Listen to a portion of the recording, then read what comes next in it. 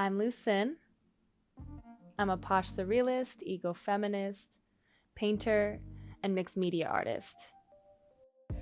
I have been painting, I've been doing art my whole life. I remember going to art camps when I was like 5 years old. I don't know my life without art. Louise Bourgeois, Frida Kahlo, Miss Me. They're my top three right now of women artists, female artists who are in my constellation. Being a woman inspires me. And unfortunately, a lot of the hardships that we experience inspires me. I don't think that I could be the artist that I am without the challenges that we face. If my life was boring, I wouldn't have anything to talk about.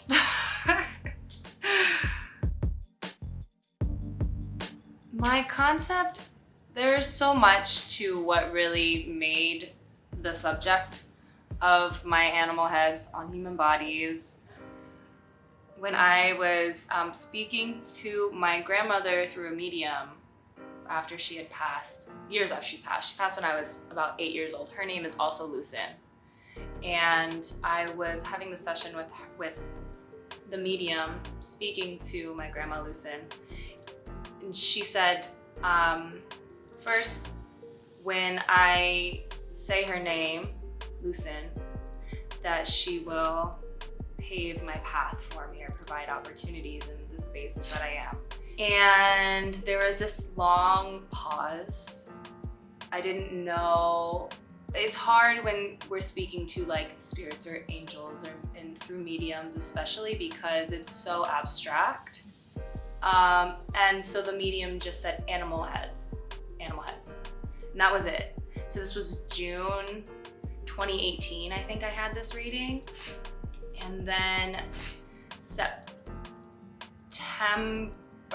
2019, all of a sudden something clicked. You know, when I heard animals, I was like, no, animals, that's not it. And then I had this experience where I was being catcalled pretty consistently in Colorado, and I had this thought of like, what if I just embodied this feeling of a tiger while I'm going on my walk, this like daily walk that I always do. And how would I respond? And so I just kind of like, for that hour and a half, just felt like a tiger. I just embodied this tiger feeling. And I don't really know, I've never met a tiger personally. I don't know what the tiger would say or do or how they would even act, but I could only imagine how it would feel inside of me taking that energy on. And so I did. And when eventually, of course, to my prediction, someone did catcall me. And it was just the way that it hit different. It didn't feel as intrusive. I felt like I was just like something shifted. I don't know how to explain that and what happened within me, but it was empowering. It's just it's more of an embodiment for me to empower me into the space of protecting myself in the world. I wrote a thesis, my graduating thesis, so it's like basically 50 pages as like an artist statement for this collection. The title of that was, and is, you can find it on my website, is Eco-Feminist Art Dismantles Toxic Masculinity. And so what I want to do with my work is to dismantle the culture of toxic masculinity. It's a culture, but it's also, it lives within all of us. It's something that I feel my toxic masculine personality or traits come up sometimes, and it's detrimental. And you know, on the flip side, there's also toxic feminine traits as well that we have to be aware of. And so through that exploration, I learned so much about actually what I'm here to say. Also, so it's been about 6 months since I wrote that thesis, and things still are evolving. So just as much as like this work is here to dismantle the culture of toxic masculinity, that's one part of it. And then I also want to take that and on the flip side of reconstruct or like rebuild autonomy for like vulnerable bodies, women, people who are targeted and objectified in society, and how can we then, on the flip side, while we're dismantling toxic masculinity, can we reconstruct the empowerment? And that's really where I'm kind of, my mind is transitioning to in wrapping my head around this work. It's changing now. I'm empowered in my work. Whereas before I didn't have this collection, so I was insecure as an artist. And I was trying to figure out who I was as an artist. Now that I know who I am as an artist, I'm learning about myself every day as a human, but as an artist, I feel very, I feel empowered. I feel confident in knowing where this is going next. Ultimately though, I just want these in places where people are gonna talk about them and people are really gonna appreciate them. And they all act, to me, they are deities. They're mystical creatures, but they're also like, they're gods and goddesses to me, just as much as they're royalty and all of the things. They're archetypes in themselves. And I want them to be respected in their display as such.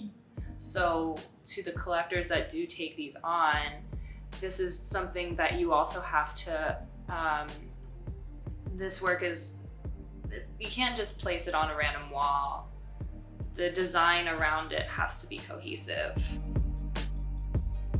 I think I definitely, if it's an artist that I respect and they have something to say, they'll usually say like, I love it, because the subject is, you can't really talk about another artist's subject, artist to artist. You can talk about technical stuff, and I love critiques because then I'm only getting better. And so I actually like that kind of feedback from other artists. I'm definitely not the type of artist to be like, no, I know what I'm doing, like it's fine. Granted, I have been doing this literally for my entire life, but I know that there's always room for me to grow. I grow with every painting, and I want to know what people want to see. So I listen when, in terms of subject and stuff then, because yeah, artist to artist, it's usually like, we'll talk about the subject and it's just kind of more of a personal thing. It's like, okay, yeah, awesome, that's amazing that that's what you do, that's great, and like we'll talk about it and everything. Men, it's a mixed bag, because there are a lot of men who are so intimidated that they don't know what to say, and I can see it in their face. And I get the response of, oh, that's weird. But the one thing I notice when they're insecure, when they mention the booty on the frog. That's the first thing that they all notice. They say, oh, look at the booty on that frog. And that comment in itself inspired me to really continue going in this collection. Because, there's, these animals have more of a provocative, some of them, they're not totally like in your face with the sexuality. But they're just kind of being themselves. Like I want my figures to look like they feel sexy. And the thing is that in society and out in the world, this is where we get mad. It's like when we're feeling ourselves, we don't need somebody to tell us. When we're feeling ourselves, we don't need somebody to be like, oh, and your butt's big. That's usually what I face. Because I know that, but like otherwise, can we look at the rest of my body? And so that frog in particular, that usually gets people. And so for the men, like I said, I know when they're feeling insecure because they mention a body type or they mention a body feature of the animals. So the deer, those are some really big boobs on that deer. right? It's like so, and it's exactly translated to how I experience life for sure, and so many objectified people. And then there's also the flip side of men who are like super secure and like are amazing, and some men that I have in my life are really incredibly supportive of my work and really cheer me on with this. So, and love to hear me talk about it. So there's also the flip of that as well, which is so empowering, and I love to see it. I love to see men get it, or at least try to, or even if they don't get it or try to, they're just open to listening. And I love that. Women and queer folks, non-binary people as well, they get it. It's like, it's this knowing. It's almost like we don't even have to really speak about it. It's just like, oh yeah, I got that. Older generations, like my mother's age, it was harder to kind of, we had to break through a little bit of a barrier of understanding to get to where we are in terms of my art, and for her to really understand where I'm coming from. And I originally titled it Bestiality. And so that was, you know, when they were individuals, and then I did a group. I did one of a rendition of The Last Supper, and then I also did like a big group of them just kind of like together posing. And people loved that. I know it was interesting to see how people responded to those because they were together. And so I made them a little bit more provocative. I had genitals on the plates of The Last Supper. It was great. But then at that point, then it's interesting to see what people say. Like when there are things that are more provocative, like in those spaces, what is the audience saying? How are they taking it? Some people are like, this is dope. Some people just like kind of turn their head, and that I don't get insecure. I don't get insecure about I don't really get insecure, I guess. It just is more inspiring. Yes, to answer that question, even in terms of technical stuff, not with painting. I'm not insecure about painting or in the pantyhose pieces that I do. I got that on lock, and I know that I'm a good painter. It's just a matter of like, if like maybe something could be different, then I'll do it better next time. You know, I don't feel like I have to change what I already have. And then you'll see just how I've grown as an artist since those points, instead of having to be perfect all along the way. There's the one of the beautiful things about being an artist is like, and witnessing other artists as well, and witnessing myself, is witnessing my growth in the places where a year ago I wouldn't be painting the way that I'm painting today. A couple weeks ago I wasn't even painting the same.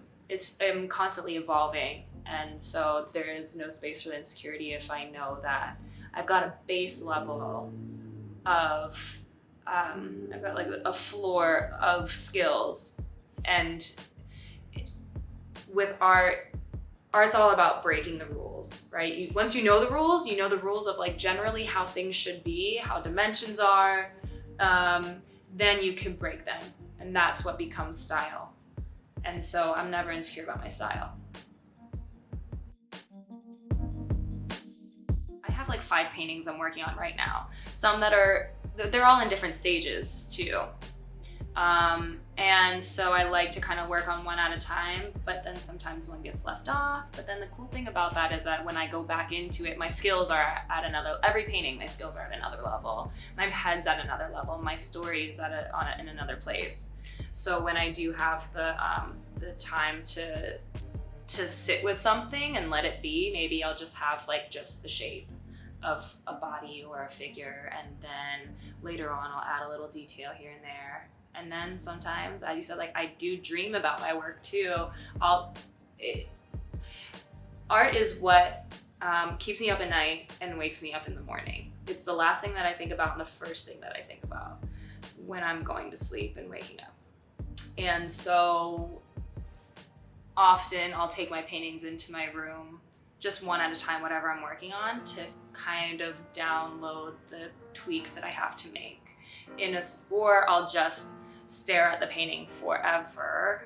Half of my process is just staring at my work, not even applying anything onto it or changing anything. So there's that too. It comes in many ways. Picasso's lifestyle inspired me with this. He just kept going on to the next and to the next instead of erasing what he already had and like perfecting the things that he already had. That's why he had so many paintings. And I want that. I want a huge archive of my stuff. I want people to know my work on a large scale, and in terms of like I want my work everywhere. I'm incorporating more self-portraits into what I do. I started using more of my body. First I was using other models. Then I was using some of my own reference shots that I was taking of other people. At first I was just kind of finding random pictures and asking models if it was okay that I use them. And then like on Instagram and stuff. And then I was taking my own reference shots of people that I knew. And then I was just kind of pulling different shapes of people's bodies based off of photos, and then I would just use it as a layout for me to then go in and actually change the body type, because I know enough about anatomy to do that. And then I now am at a point where I do feel confident just creating any body without needing a reference. I do love to have a reference because it's a lot more accurate, but I'm trying to find my style within that. And like figure out where exactly I'm evolving just by freehand. So my freehand style of body looks like my body. So I'm using myself as a reference, and also just doing what I know, creating what I know, which is my own body. And also I want to get back into my pantyhose work. And I think with that, I'm tired of doing portraits. I'm not gonna lie, I'm tired of doing portraits. Like I want work that I can hang, that I can work with interior design. I want like simple stuff. So I think I'm gonna take animal print into it with the pantyhose. And I think if I'm gonna do a portrait, because that is the most impressive, it's like really crazy to think that I even do that. I always get such a great response, and I love having that conversation with people like, yeah, that's pantyhose, that's not charcoal, that's not graphite. I get really stoked to have that conversation. The way that I came up with the concept of the materials and the medium of pantyhose, drawing with pantyhose. When I was in high school, my teacher came up with the concept of, she came up with the idea. She saw something in the window of a gallery that kind of looked like nylon pantyhose or stockings on Velcro, but she wasn't for sure, the place was closed. And she couldn't find this artist anywhere. It was just like very random that she came across it. So in my AP art class, the advanced art class, she made it an assignment for us to figure out how that could be possible. And like, it makes sense, so let's figure this out together. For the assignment, she said, make sure, do a portrait, but do somebody you know really well. I thought that was really interesting that she had us do that, because yeah, some people just chose like their boyfriend or girlfriend or their friend or their mom or dad, and I just did myself. I nailed it. And that was my first one. That was my first portrait, and it's, to this day, it's some of people's favorites. I want to leave my viewers and my audience, when they see my work, I want them to leave feeling empowered. I want them to leave feeling that one that their voice matters, and that's just always important, and that's becoming so cliche, unfortunately. But also, I really want people to feel like they are not alone in their experience of objectification, I think, at the end of the day, or of like, you know, it's just knowing that in the world we're in this together. And also knowing that as an individual, like, we got this. Like, I've got this. Because I'm not alone, but also because things are changing in the conversations, like, we're talking about it. There's just a huge conversation around my work, and knowing that that conversation is being had gives me hope, and I want to give others that same feeling.